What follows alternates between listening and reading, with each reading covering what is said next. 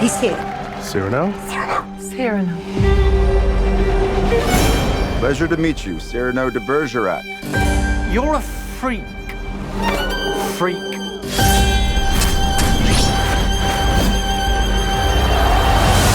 My dearest friend, I'd be very angry with you if you died.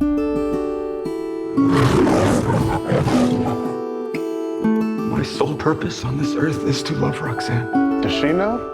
The world will never accept someone like me and a tall, beautiful woman. We have no money. A clever marriage is your only option. I won't be rescued. I'm not in distress. Love, does that mean nothing to you? Children need love.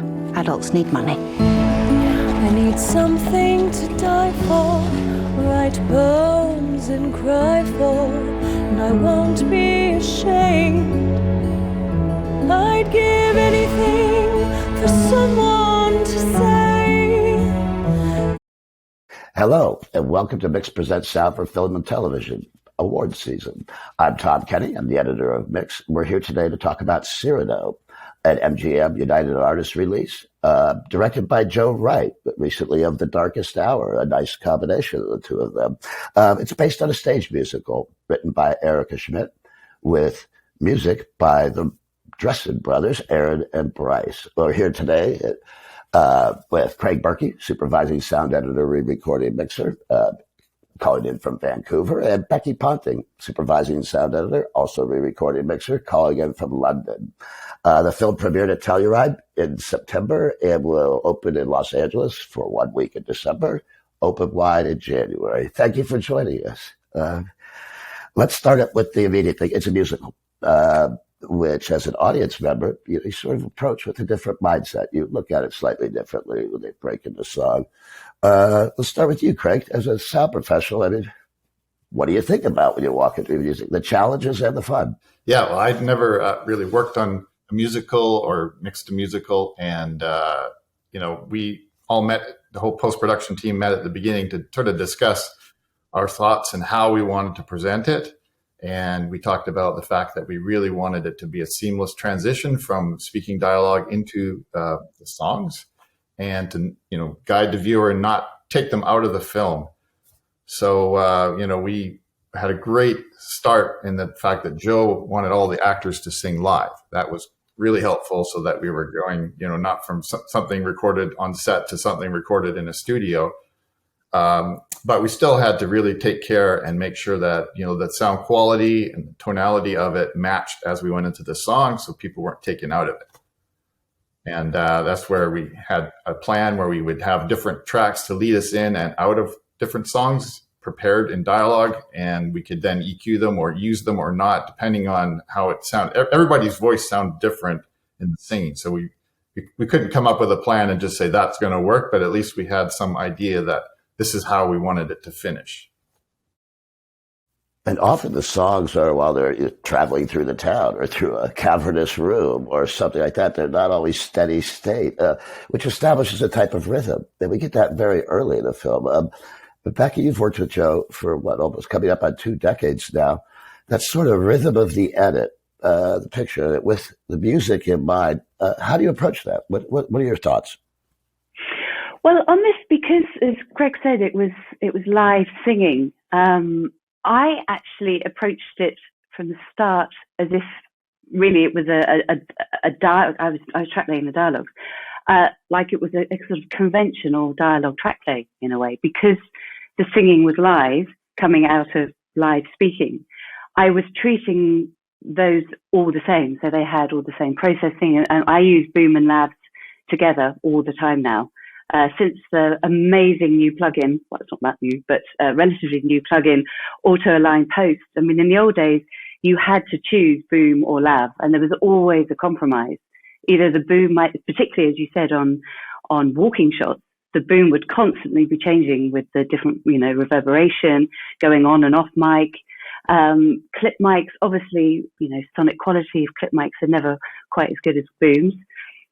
But now with Auto Align Post, I can phase align both of those microphones and use them. I can balance those. It's a double edit, which is a bit time consuming because you're editing 2 mics all the way through. But then you can balance and you can change exactly what's going.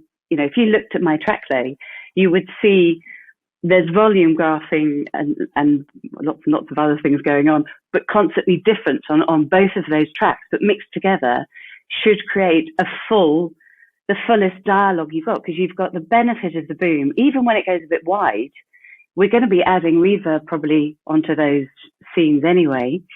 So you've got that sort of lovely richness, and then we can add the clarity, particularly if we sort of do a lot of upper mids in EQ to add the sharpness on top, which gives the closeness. So that's what I used. And so when I was editing dialogues into the vocals, that's what I was using. But the person that worked very closely with me and did the heavy lifting on the vocals was John Warhurst, the music editor. And so he was the one who actually compiled the vocals with the cutting room as they were cutting the film. Because obviously going through different takes, he was saying, can you nip out a couple of frames here because it's making the music not so fluid, the song. So he would compile the vocals and then would give back to us, and we would kind of recompile them. And then it meant that we had the transition between the dialogues and the vocals. Basically, they were exactly the same. So there was no transition. If you know what I mean. Sonically, it was exactly the same because they're live vocals in the same place. Can we back up on this? Can we back up on this live vocals thing? This is fascinating. I didn't realize that. They're outstanding. So is the production sound mixer, is this Colin? Yes. How is that process working there? Are they literally recording live on the set? Yeah, 100%. Wow. I mean, 75, I would say, so that sort of the process that was involved, which John was in charge of this with Colin. I mean, they were obviously had to work in conjunction. I mean, talking to John about it, I wasn't on set because we came on after the shoot. But Joe, one of the benefits of Joe, he's got many benefits, obviously, we'll talk about later, is that he's incredibly organized, and his shot lists and things on set is all worked out. So they could work out the movement that was going to be happening through a song. So what they would do is they would do the rehearsal of the song with the boom and the clip. And then they made a homemade recording studio in the location, because Noto in Sicily doesn't have any recording studios.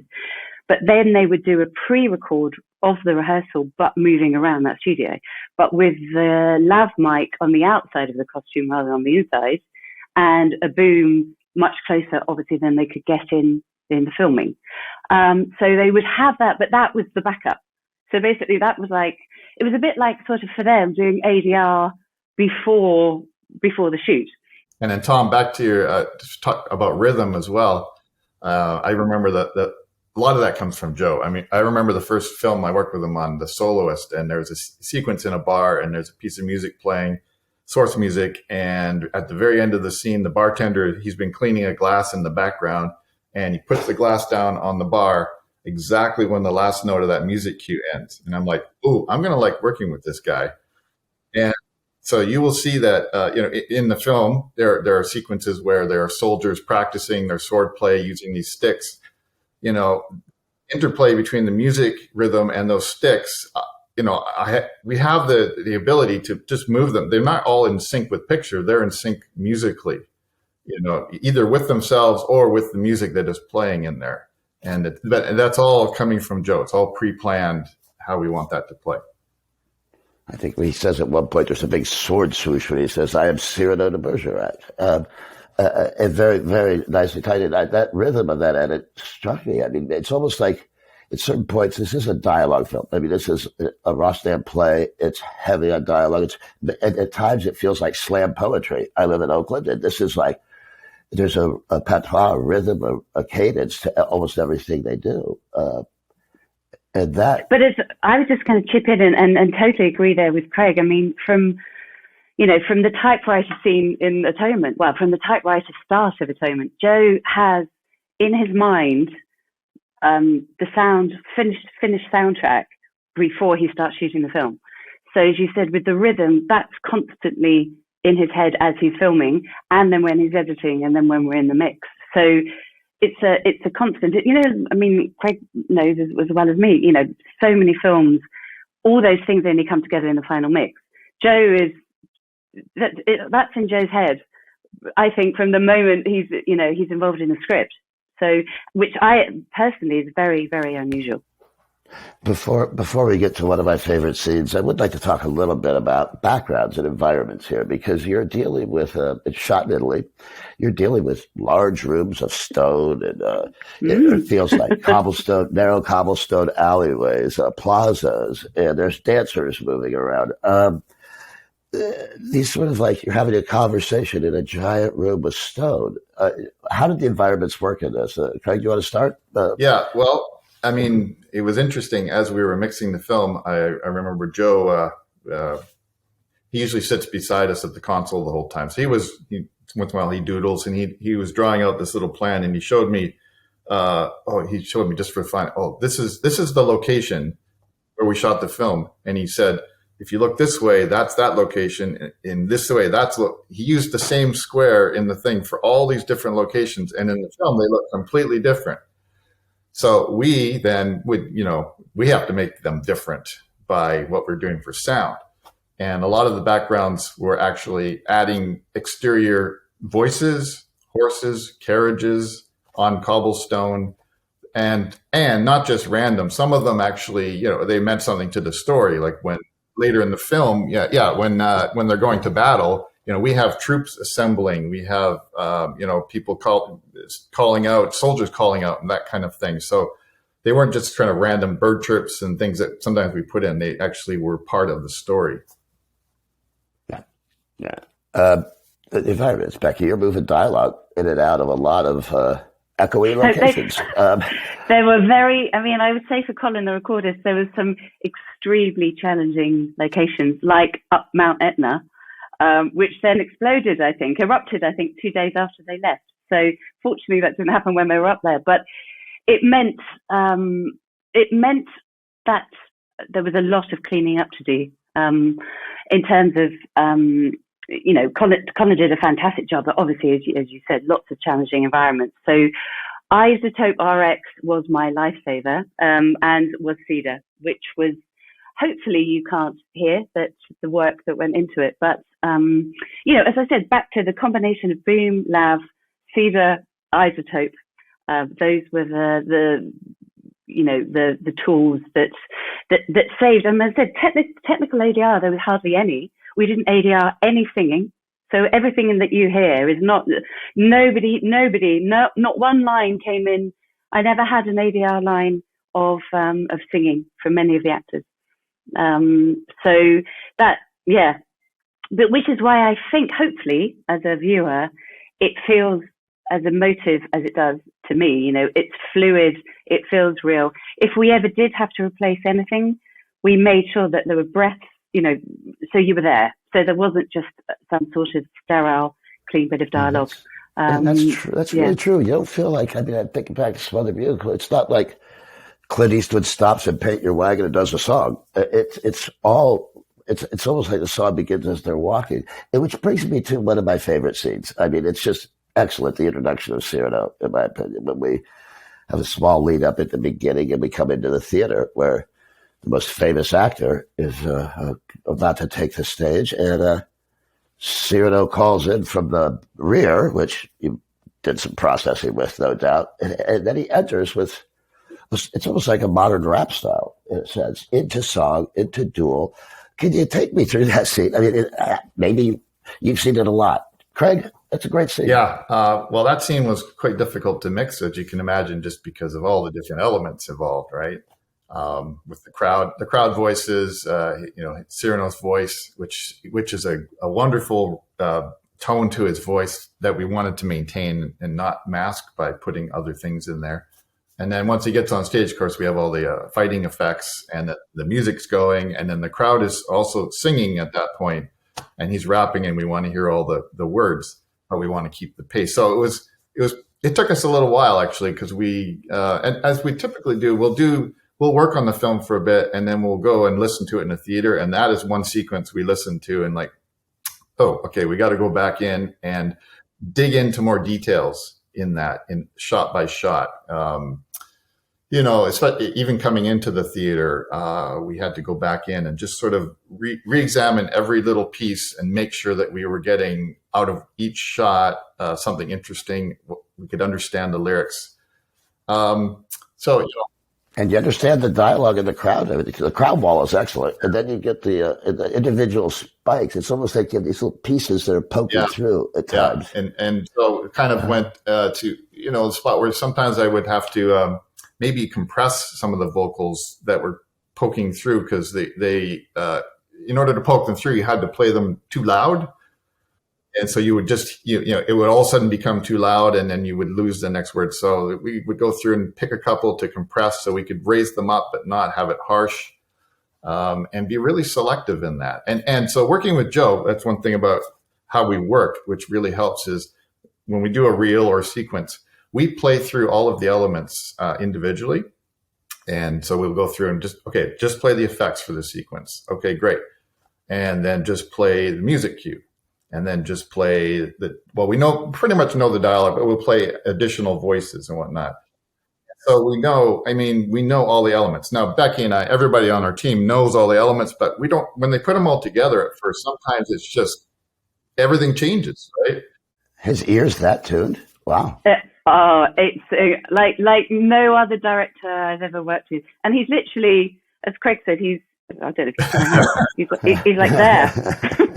And he's so astute with sound. And because obviously now, unlike the old days on the desk, you could be fiddling with a few little knobs and nobody really knew what you were doing. It's all on a monitor. So he's like, what are you doing there? No, that's not what I want.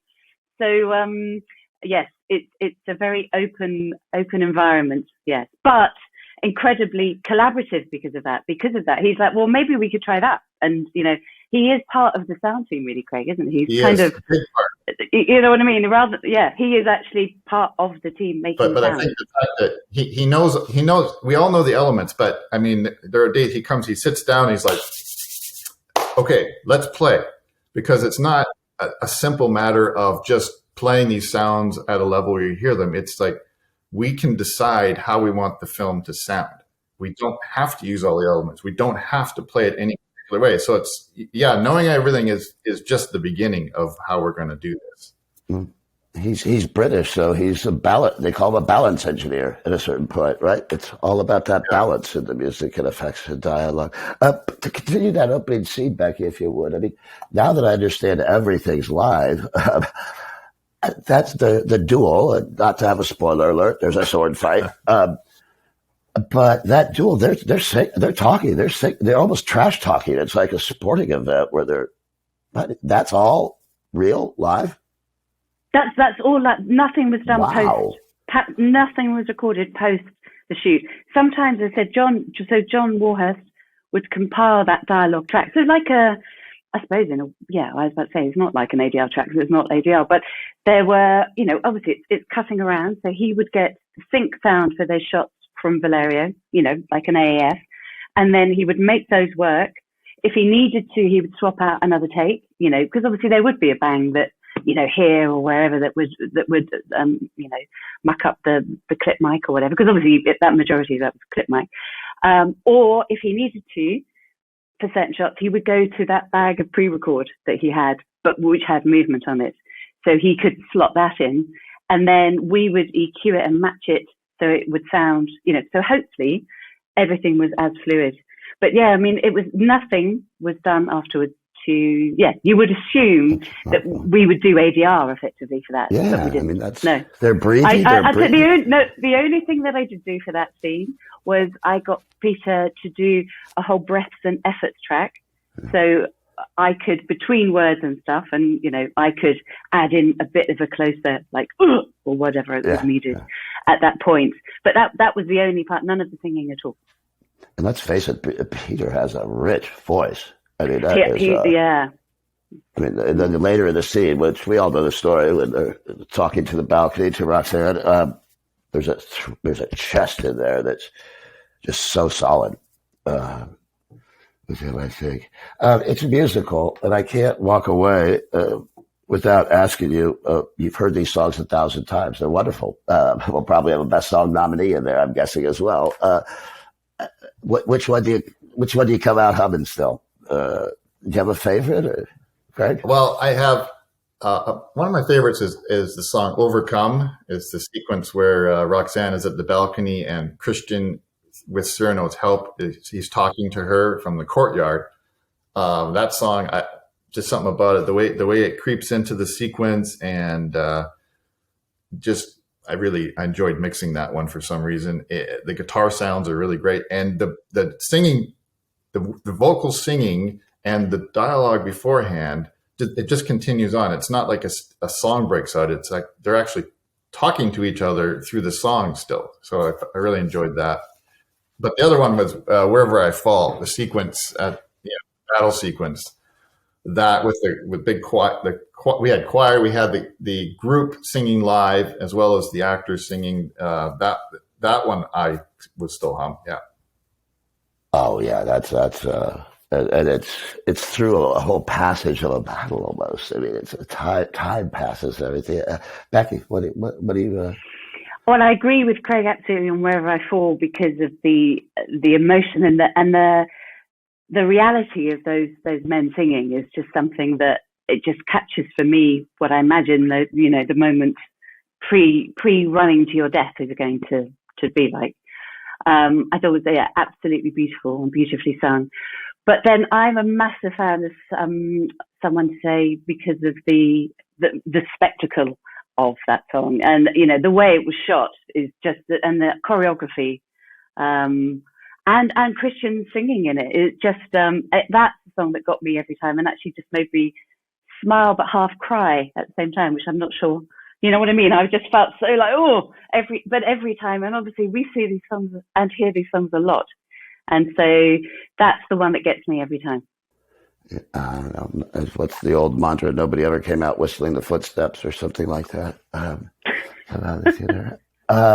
But a fantastic job. I mean, all around. You're correct earlier. The costuming, the design, the production, the choreography. The choreography builds into the rhythm. And we see walking through a courtyard. Half this movie is traveling. It feels like they don't sit down and have conversations in this movie. No, they never do that. They never do that.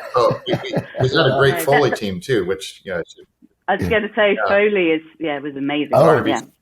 Quickly, bring me up to date, because I was saying in those traveling, you have these little spikes in these moments. Do you want to brag about a couple of people? Barnaby Smythe in London and his crew. And Barnaby's worked, I don't know how many of Joe's films now.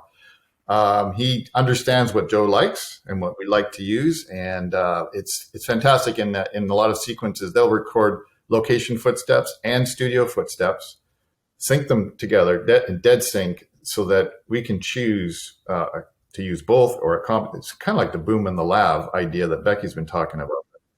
For a sequence, like if somebody's walking towards us in a room, I can favor the location recording, which usually has more room sound built into it, and then cross to the studio. And then if they walk way back, so I can actually be mixing between the two footstep tracks, which is fantastic. And then there'll be a separate track of Wood Creeks, and of course the cloth, but it just fits in with the dialogue so well. You would sometimes go, "Is that production? What are we listening to here?" No, I mean, as you said, it's again another sort of hopefully seamless transition from production into the Foley, and the Foley just supports the so well. Rob Weatherall edited it, and it is so spot on that it's so appropriate where it is. It's so appropriate. Yeah, at the moments of the track. Anything else you'd like to say in signing off? Anything else we should know? It's wonderful. For a new take on Cyrano. All I was going to say, actually, just very quickly, is that even though we have a spotting session with Joe very kind of quickly at the beginning, not so much on this one because obviously we were all around the different places, but ideally we're all in the room for a spotting session right at the start as opposed. But the big sort of big spotting session is always the first temp, isn't it, Craig? It's the kind of, that's where all the ideas get formulated, and then that's what we carry on forward. But that's the one where Joe is really trying things out. And, Paul Carter is amazing. He's literally just like sound designing a track laying just on the side there. And I'm sitting back, I work a lot with a guy, Michael Maurisos, and I'm, like, can you do this? Can you do it? We're just throwing stuff in and out because Joe's like, I want to try this, I want to try that. And that is the time when the sort of big time ideas happen, is in that first attempt. And then we move forward from there. Craig, any final thoughts? No, as always, it's a pleasure to work with Joe and the crew. I mean, I've worked with Becki and Paul and others on this crew for many, many years. And when we, it's like a family unit. And with Joe at the head, and like Becki said, it's so collaborative that anybody can throw out an idea and not feel like they're going to get in trouble. I mean, Joe's the ultimate, decider, we'll say, of everything. But, he listened to all ideas, we'll try them. So when you watch the film, you will hear things that somebody in the back of the room, hey, let's what if we did this? And it will be in there because it works. Thank you too, and please go see the film in a theater. It will be around the U.S. in mid to late January, and eligible for this year's voting. So thank you, Craig. Thank you, Becki. Go see Peter Dinklage and Haley Bennett sing. It's wonderful. Thank you. Thank you.